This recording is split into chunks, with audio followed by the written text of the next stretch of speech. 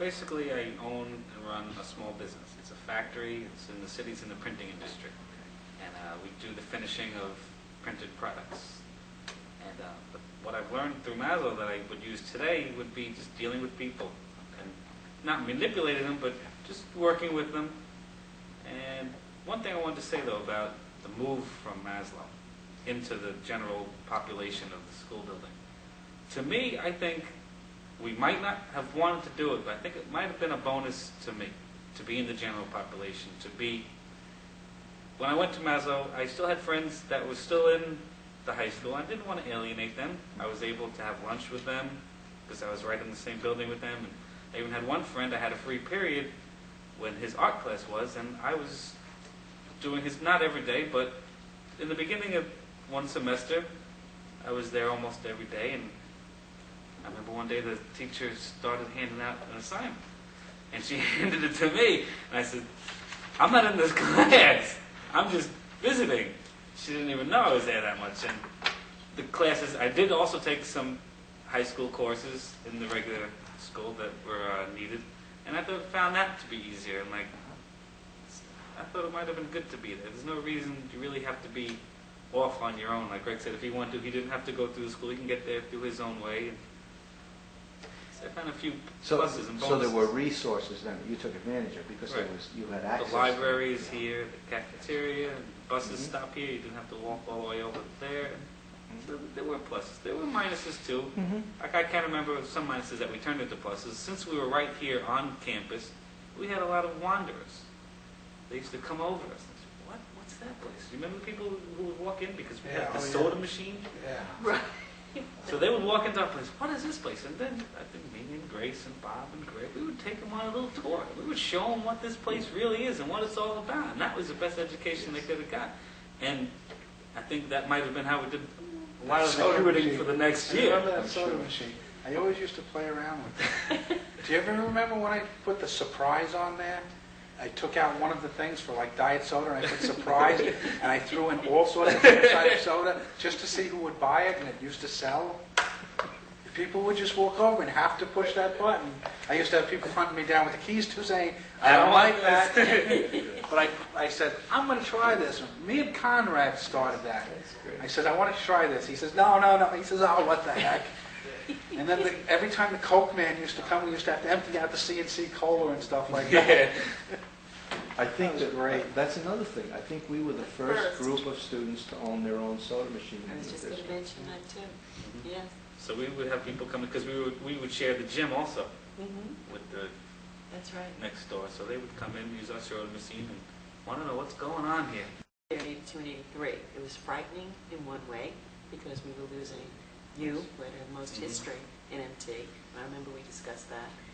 But on the other hand, it was exciting, and the students did take on a great leadership. And I know you asked, I don't know if you asked Greg what he does in the other tapes. He did.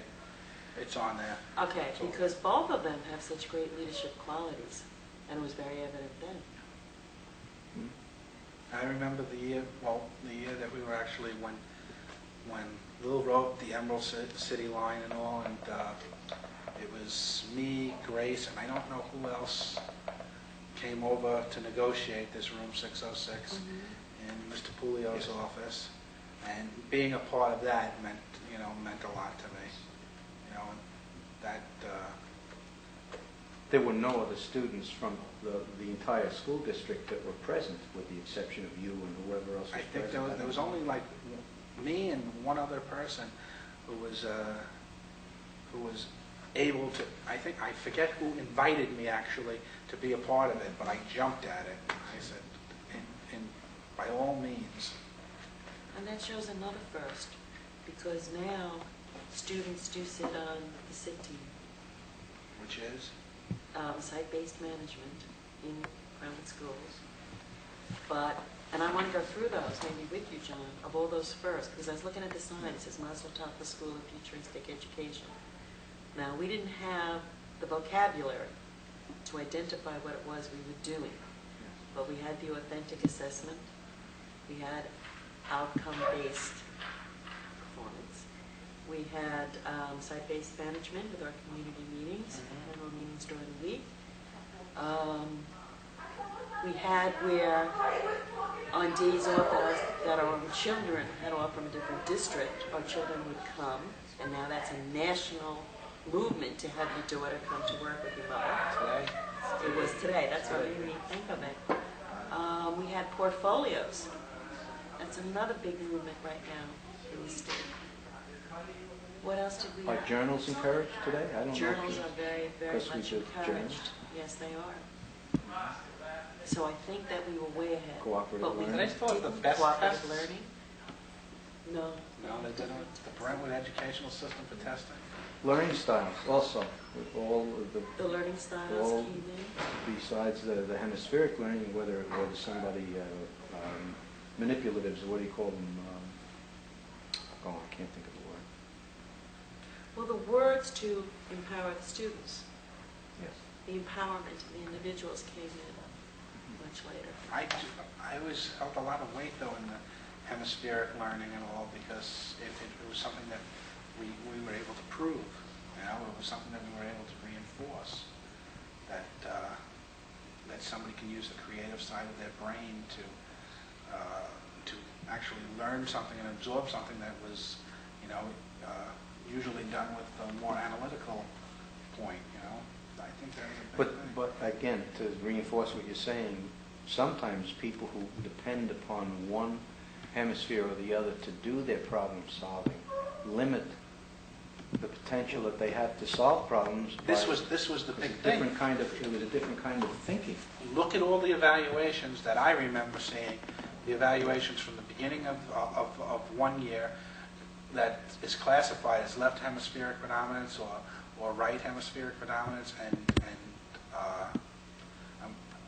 I hate this word, centrifugal hemispheric predominance, where they would use both sides of the brain, and people ended up learning to do this, learning to do that, and that was a big thing.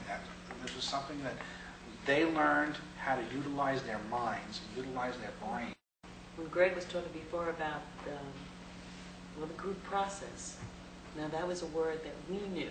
Now if I say that today, most people understand what I'm talking about. Do they?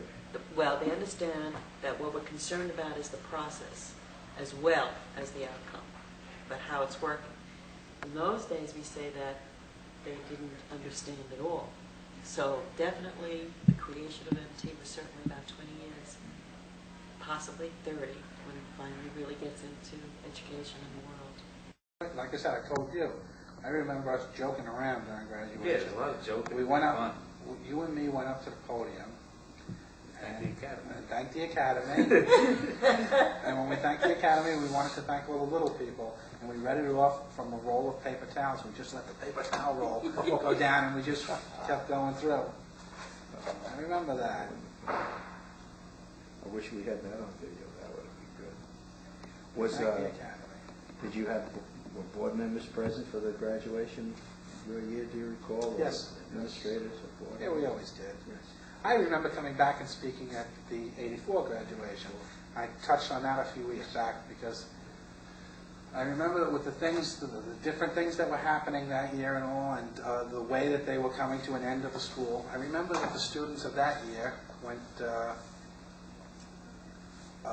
up, and when they were speaking, I remember a lot of what was coming out of them was very negative. They were really harping on the administration. Mr. Fulio, Tony Felicio, they were really knocking, how could you people do this to us? I don't believe it. And there was a lot of anger in their voice. And as I was sitting back listening, because I spent a lot of time there that year, in some areas of it, I just sat back and was absorbing all of it. And I remember to the year before and to the year before that, when I came over here and would go to board meetings and stuff, and went to Mr. Pulio's office to have those negotiations, I kept thinking, these people are very negative and all, and they allowed this to happen. And that's when I got up and I spoke, and I said, you know, things are what we make of it, you know, and this is what I told them. I says, everything that is happening now is what you made it happen, all right? You're sitting here being negative to these people who are doing their jobs and thinking that they're doing what's the best for Brentwood School District, but So the primary concern of it is you allowed this to happen. You're pointing the finger at people, but not taking responsibility for yourself. They didn't take responsibility for their actions, and they allowed the students who were pointing out these negatives, didn't turn their energy around to make it a positive and work to not allowing that to happen.